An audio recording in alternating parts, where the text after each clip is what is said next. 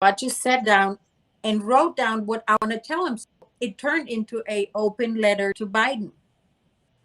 Um, Dear President Biden, many times I heard you talk about the loss of your first wife and daughter, and later the loss of your son, Bo.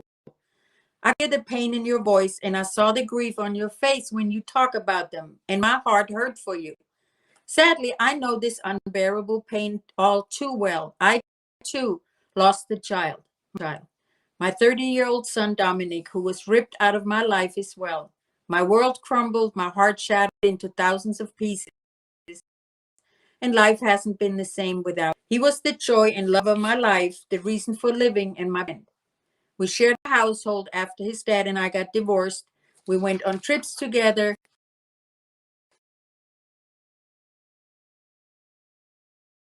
Every moment we got to spend together.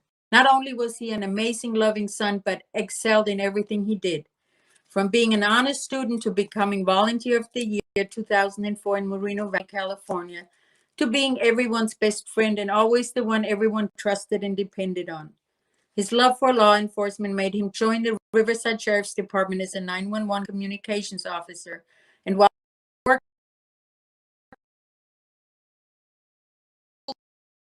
he studied to become a motorcycle officer, dreaming big of a bright future, dreaming of how to do the things he enjoyed, helping others and keeping his community safe from harm. Sadly, his dream was cut short and left nothing but a nightmare for me, my family, and the many people who loved him. His absence is felt deeply by so many who still celebrate his birthday, who still talk about their buddy Dom, and who share with their children who he was. You see, Mr. President, I understand your pain very well and know about the tears that flow when no one is around. My heart hurts for you and your grief with the loss of your children.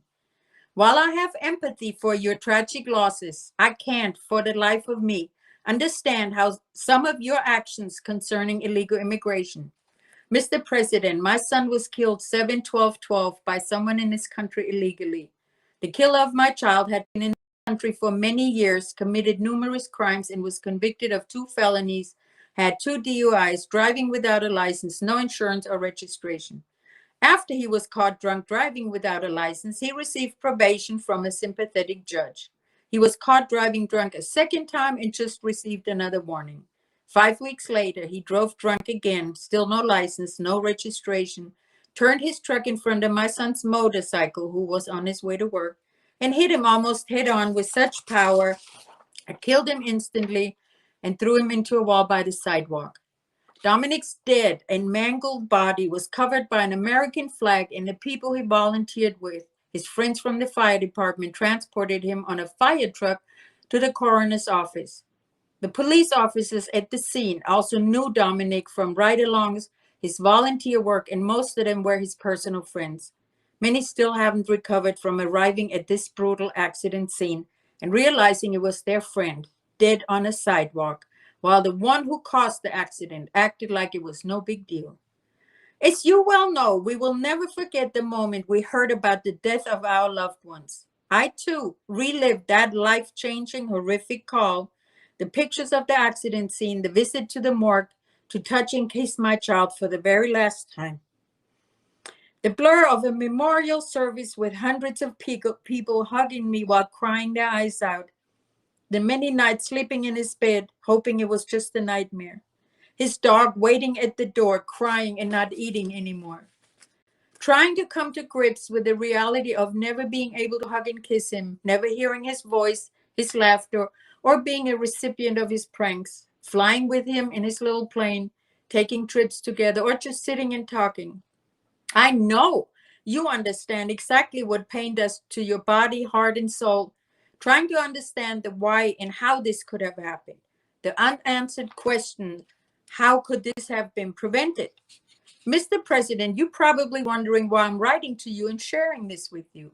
You and your administration have a direct influence and the power to prevent other American families from experiencing that brutal pain of family member because of illegal immigration. I do know and understand that accidents happen, but in my case, and sadly thousands of other cases, my son's death was 100% preventable. Why?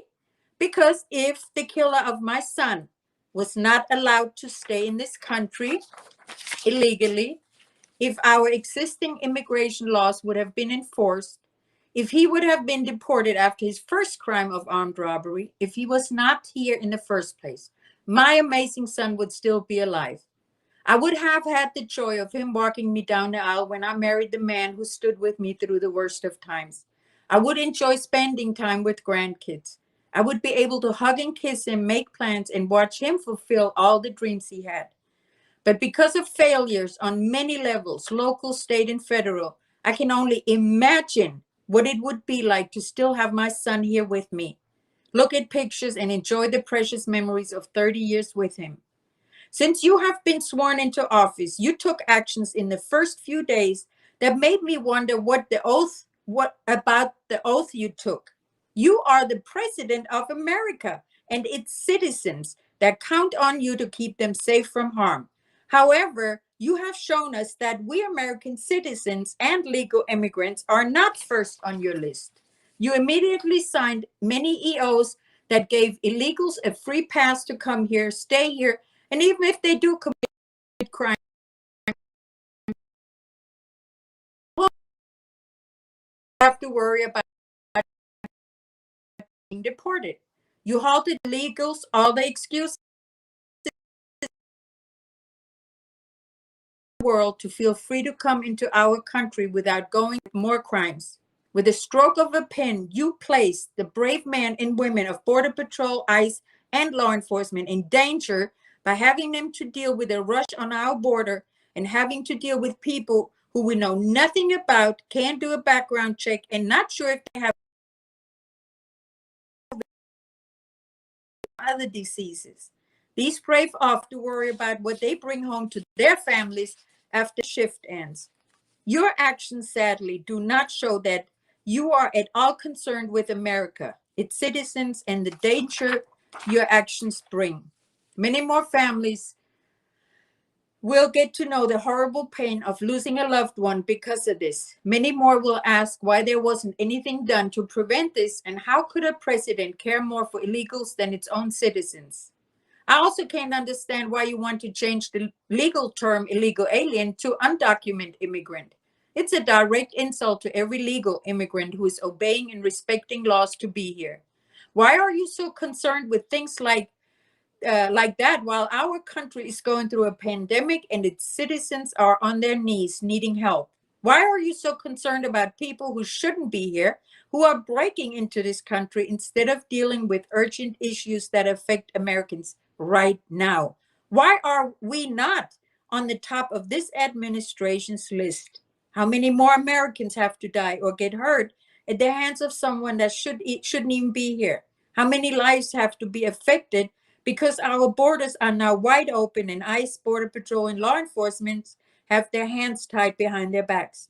For the life of me, I can't understand your actions and executive orders about the issues of illegal immigration and making illegal aliens now the victims, while we Americans could never get away with that in other countries, let alone here.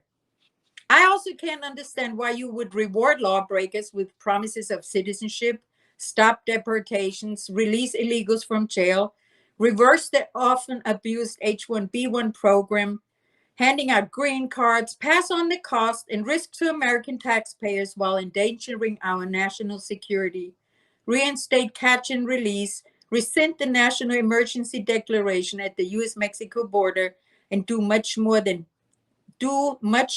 benefits illegals, not Americans. Reward crime and punish law-abiding citizens. Illegal aliens no longer have to suffer any consequences.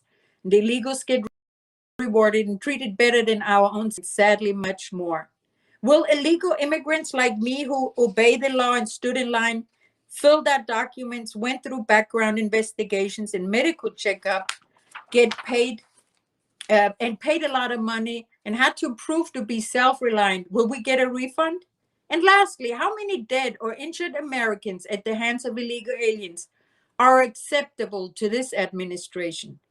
From the bottom of my heart, I appeal to you to remember the pain of losing your daughter and your son and make decisions that won't hurt but help those who have a right to be here. America should not be a sanctuary country for foreigners, but a place for every American to feel safe, raise their children to become productive, law-abiding members of society, enjoy the freedom and liberties that were promised to us. I'm begging you to rethink this very important issue that will change our country forever. And please make decisions to help Americans, not people who disrespect our laws. These words are from my heart and soul, and I ask you to do the right thing because this is not a left or right issue, but a humanitarian and security issues for all of us living here legally.